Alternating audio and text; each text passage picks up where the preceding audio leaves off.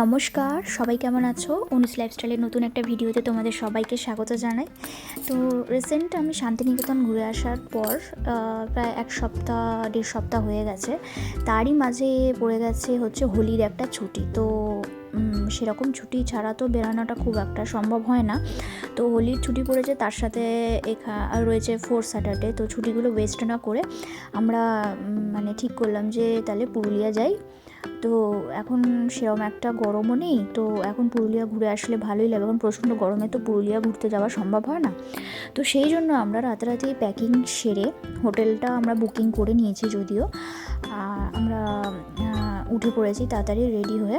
আমরা পুরুলিয়া যাব, তবে এবারে ট্রেনে নয়, এবারে আমি যাচ্ছি বাইকে করে। এই প্রথম আমার লং একটা জার্নি হবে।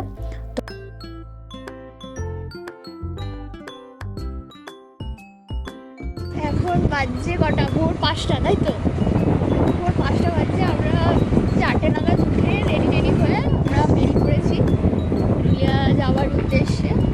হোলি ছুটিটা নষ্ট করাতে লাভ নেই, তাই আমরা বেরিয়ে পড়েছি। সবাই জাস্ট বেরিয়েছি বাড়ির থেকে। রাস্তা পুরো ফাঁকা, রাস্তা একটা লোক নেই। আমি প্রথম এত ভোরে বেরিয়েছি, তাই না বল সৈকত? আমি প্রথম এত ভোরে বেরিয়েছি, আর অন্যরকম একটা এক্সপিরিয়েন্স হবে। বাইকে করে যাচ্ছি, প্রথম এত লং যাচ্ছি বাইকে আমি। দেখা যাক কি হয় না হয়। আর বাইরে প্রচণ্ড কুয়াশা আছে, পরিষ্কার করে দেখা যাচ্ছে। আর দু একটা মতো গাড়ি যাচ্ছে। অন্ধকার হচ্ছে। গরমকাল হলে হয়তো এতক্ষণে একটুখানি আলো ফুটে যেত, যে সেরকম গরম পড়েনি, ঠান্ডা হয়ে গেছে। এখন দেখা নেই। আমরা বেরিয়ে পড়েছি। তো যেতে যেতে করে একটু করে ভিডিওতে তোমাদের সাথে সব কথা শেয়ার করতে থাকবো। চলো দেখতে থাকবো, ঠিক আছে?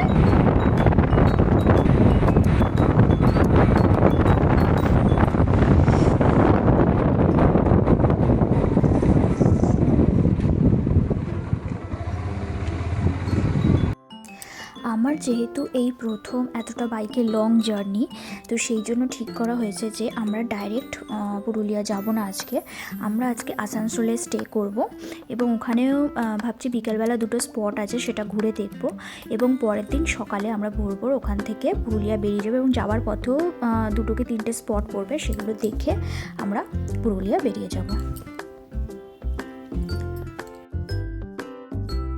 আজকে চারিদিকটা এত পরিমাণে কুয়াশা যে না দেখলে হয়তো বিশ্বাস করার নেই। দেখো, চারদিকটা যেন ধোঁয়া ধোঁয়া ধোঁয়া হয়ে রয়েছে, দূরের কিচ্ছু পরিষ্কার করে দেখা যাচ্ছে না। আজকে এত কুয়াশা, আর আমার এত ভালো লাগছে। আমি কুয়াশা তো দেখেছি, কিন্তু এই রকম কুয়াশা কখনো দেখিনি। এই জন্য আমার প্রথম দেখা কুয়াশা মনে হচ্ছে। আর এই জার্নিটা এত সুন্দর হয়ে যাবে এই কুয়াশাটার জন্য আমি সত্যি ভাবতে পারিনি। তবে একটু অসুবিধা হচ্ছিল, গাড়ির সামনের দিকগুলো, সামনে থেকে কি গাড়ি আসছে সেটা বুঝতে একটু অসুবিধা হচ্ছিল, যেহেতু প্রচণ্ড কুয়াশা, সামনের কিছু দেখা যাচ্ছিল না। আবার মাঝে মাঝে যেখানটা রোদ সেখানটা হয়তো পরিষ্কার, আবার মাঝে মাঝে প্রচণ্ড কুয়াশা, কিচ্ছু সামনে দেখা যাচ্ছে না। এটার একটা প্রবলেম হচ্ছিল। এবং যেহেতু আমরা ভোর বেরিয়েছি, ভোর বেরোনোর জন্য প্রচণ্ড এই ট্রাক, তেলের গাড়ি, এগুলো প্রচণ্ড পরিমাণে ছিল। তো সেই একটা জাম তো ছিলই, আর তার সাথে এরকম একটা মনোরম পরিবেশ, এবং প্রচণ্ড পরিমাণে বাইকে ঠান্ডা লাগছিল। রীতিমতো আমি কাঁপ দিচ্ছিল, হাড় কাঁপুনি যেটাকে বলে, কাঁপ দিচ্ছিল। ভাগ্যে সোয়েটার আর মাফলারটা নিয়ে বেরিয়েছিলাম, যদি না নিয়ে বেরোতাম তাহলে বোধহয় আর ঘোরা আর আমার হতো না। তো এটা সুন্দর জার্নি, তার ছোটো ছোটো ক্লিপ তোমাদের সাথে যেতে যেতে একটু একটু করে আমি শেয়ার করছি। আশা করছি তোমাদের ভালো লাগবে। কথা বলতে বলতে আমরা শক্তিগড় পৌঁছে গেছি। সেখানে আমরা ব্রেকফাস্টটা সেরে নিয়ে তারপর আবার সেখান থেকে আমরা আসানসোলের উদ্দেশ্যে বেরিয়ে যাব। একটু তো ব্রেক দেওয়াটা দরকার, তাই আমরা শক্তিগড়ে এসে দাঁড়িয়েছি, কচুরি খাচ্ছি। এবং শক্তিগড়ে যেহেতু ল্যাংচা ফেমাস, তো ল্যাংচা নেবো একটা, খেয়ে দিয়ে তারপরে আমরা এখান থেকে আবার বেরিয়ে যাব। শক্তিগড় থেকে খাওয়া দাওয়া সেরে আমরা ওখান থেকে বেরিয়ে পড়েছি। এবং যেতে যেতে রাস্তার চারপাশটা ঠিক এরকম লাগছে দেখতে। এখন অনেকটা রোদ উঠে গেছে, প্রায় গরমও লাগছে বলতে গেলে। সোয়েটার কোটার সব খুলে ফেলতে হয়েছে। আর আসানসোল এখান থেকে আর ওই মাত্র 1 ঘন্টার মতো লাগবে সময়, যেটা দেখাচ্ছে আমাদের টাইম। আর যেতে যেতে কিন্তু পুরুলিয়া পৌঁছানোর আগে কিন্তু আমরা পলাশফুলের দেখা পেয়ে গেলাম। এটা একটা খুব ভালো লাগার একটা, খুব ভালো লেগেছে আমার এটা একটা। তো আমরা এসে গেছি হোটেলে। এসে ফ্রেশ ফ্রেশ হয়ে আমরা অর্ডার করেছি একটা রাইস অর্ডার করেছি, এটা veg rice, egg rice order করেছিলাম, ভেজ রাইস দিয়ে দিয়েছে, তাই তো। আর তার সাথে হচ্ছে চিলি চিকেন। তো আমরা খেয়ে দিয়ে একটু রেস্ট করব, আর তারপরে বিকালবেলা যদি হয়তো বেরোবো। দুটো স্পট ঘোরার আছে এখানে। কি কি দুটো স্পট? মাইথন ড্যাম আর কল্যাণেশ্বরী মন্দির। তো যদি দেখতে বেরোই তখন তোমাদের বেরোনোর সময় হোটেলটা আমি একটু আশপাশটা তোমাদের দেখিয়ে দেবো। রুমটা তো সেরকম কিছু দেখানোর নেই। তো ঠিক আছে, চলো এবার লাঞ্চটা করে নিই, তারপরে যদি বেরোই তো আবার তোমাদের সাথে দেখা হবে। লাঞ্চটা করে নিই।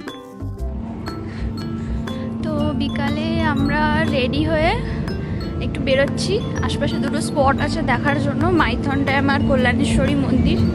তো এইখানটা হচ্ছে হোটেলটার পার্কিং লট, যেখানে আমরা বাইকটা পার্কিং করেছিলাম। আর এই চারদিকে এরকম লাইন দিয়ে রুমগুলো সব রয়েছে।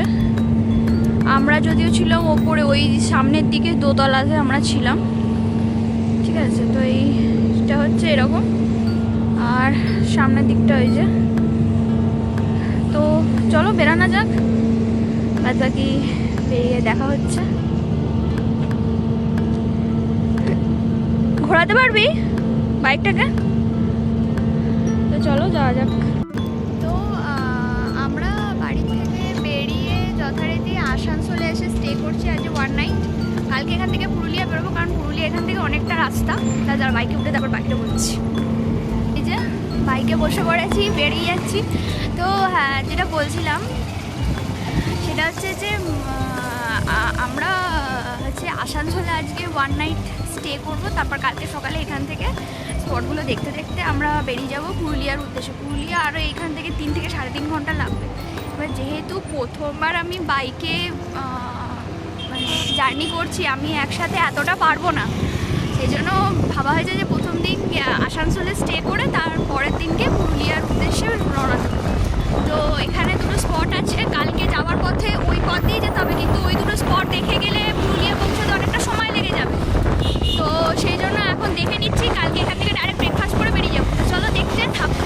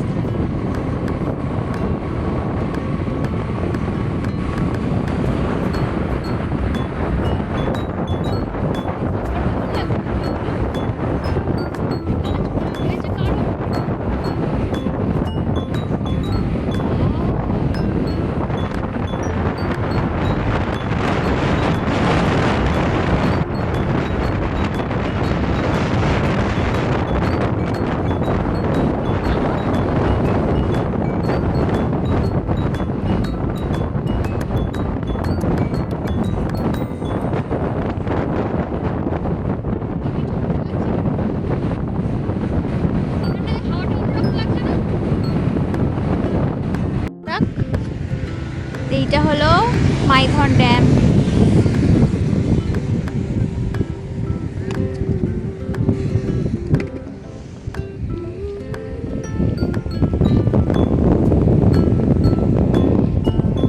বাবা, জলের কি স্রোত!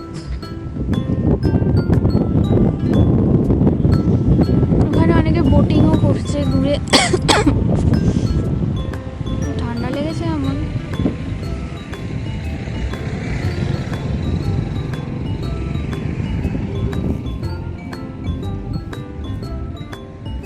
আর এটা হচ্ছে এখানে হচ্ছে এই পাওয়ার প্রজেক্টটা।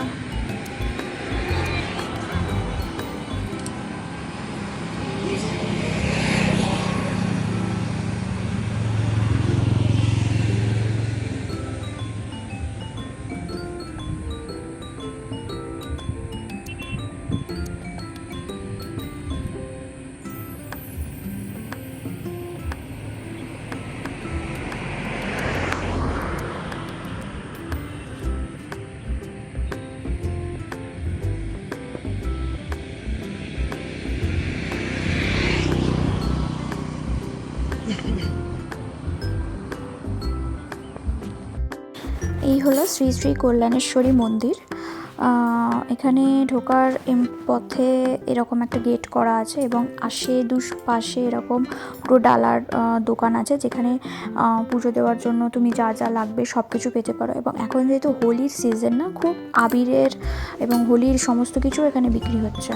তো এই হচ্ছে মন্দিরের ভেতরটা, মানে এন্ট্রি পথটা এটা। এবং ওই সামনের গেটটা দিয়ে আরেকটু ভেতরে ঢুকে যেতে হবে, যেখানে মা বিরাজ করছেন। এবং এখানে সব ঘন্টা বাঁধা আছে, সব মানতের আছে। তো জায়গাটা খুব সুন্দর, শান্তিপূর্ণ, ভীষণ ভালো লাগবে গেলে পরে এখানে। আমার প্রচণ্ড ভালো লেগেছে। তো আমি এখানে মন্দিরের একদম ভেতরে যেখানে মা রয়েছেন সেখানের কোনো ক্লিপ আমি নিতে পারিনি, কারণ সেটা হচ্ছে ওখানে কোনো ছবি তোলা নিষিদ্ধ। তো বাইরেটা আমি নিয়েছি, তোমরা এটা দেখতে পাচ্ছ। এবং এই মন্দিরটা ঠিক এটা পেছন দিকটা সিঁড়ি দিয়ে নেমে যাচ্ছে। এখানে একটা খুব সুন্দর নদী বয়ে যাচ্ছে এবং এরকম আশপাশে এরকম পাথর উঁচু উঁচু হয়ে রয়েছে। জায়গাটা ভীষণ সুন্দর এবং চারদিকটা এত সুন্দর লাগছে দেখতে। এখানটা প্রচণ্ড পরিষ্কার পরিচ্ছন্ন বলতে গেলে। তো ভীষণ সুন্দর জায়গাটা। জলের আওয়াজ হচ্ছে না কুলকুল করে। তো আজকের ব্লগটা এইটুকুনি। এই স্পটটা দেখে আমরা এবার হোটেলে ফিরে যাব, সন্ধে হয়ে আসছে আর আমি প্রচণ্ড টায়ার্ড হয়ে গেছি। তো আজকের ব্লগটা এইটুকুনি, দেখা হবে পরবর্তী একটা ব্লগে। ততক্ষণের জন্য ভালো থাকো, সুস্থ থাকো এবং যদি ভিডিওটা ভালো লেগে থাকে অবশ্যই একটা লাইক করো। দেখা হবে পরবর্তী কোনো একটা ভিডিওতে। ততক্ষণের জন্য টাটা।